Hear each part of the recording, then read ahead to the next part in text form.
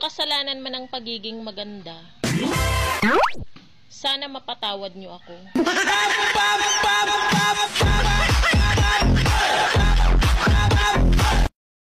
Kalimutan na natin si Marites.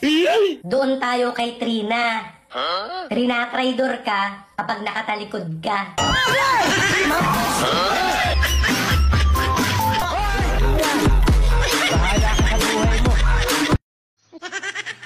Sabi mo, bata ka pa. Gusto mo dumede? Putang ina. Oh my God! Grabe naman kayo. Hindi naman lahat ng babae mukhang pera. Siyempre yung iba, itrato mo lang ng tama, okay na. Tapos pag nagtatampo, suyuin mo lang, ayos na sa kanya yun. Pero ako, pera talaga, pera.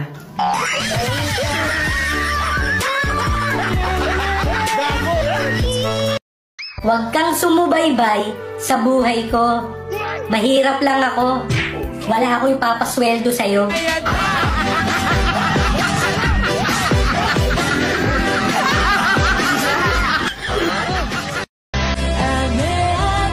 Nasasaktan din ako. Hindi lang halata kasi cute ako. Putang ina.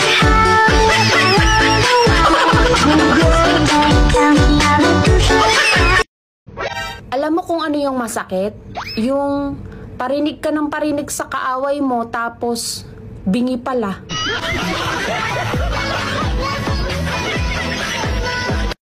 Ingatan mo ko. Habang baliw na baliw pa ako sa'yo. Bakit? Kasi malapit na akong gumaling.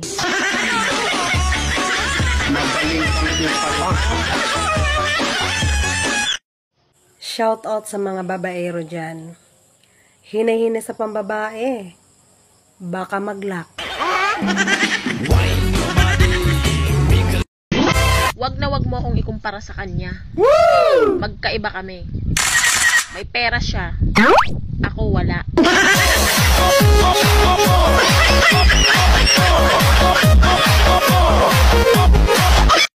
Hindi mo alam kung ano ang nararamdaman ko.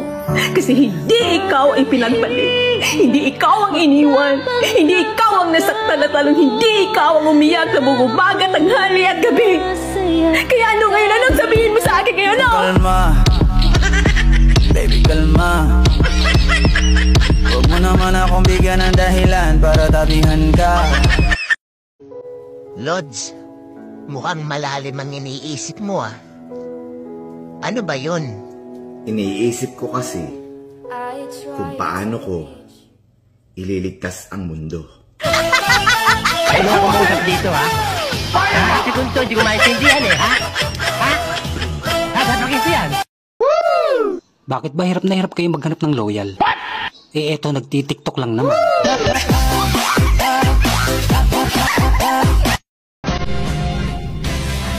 Alam nyo, mustang pala yung tawag sa isang taong mangumusta muna bago mangutang.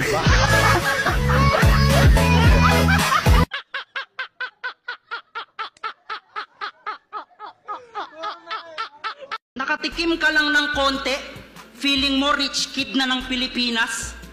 Nakakain ka lang ng corned beef, ayaw na ng sardinas.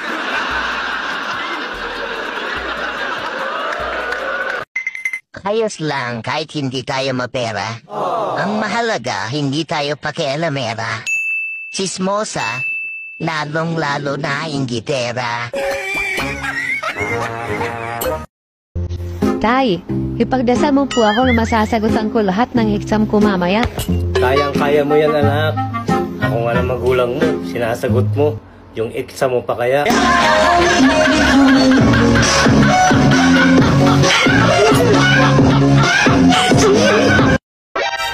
Sana, pag dumating yung araw na hindi na ako ang iyong pahinga,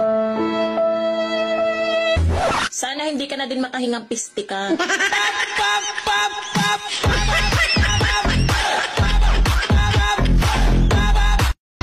Ang itim-itim naman ang hutis mo. Ikaw nga ang itim ng budhi mo. Nag-ingay ba ako?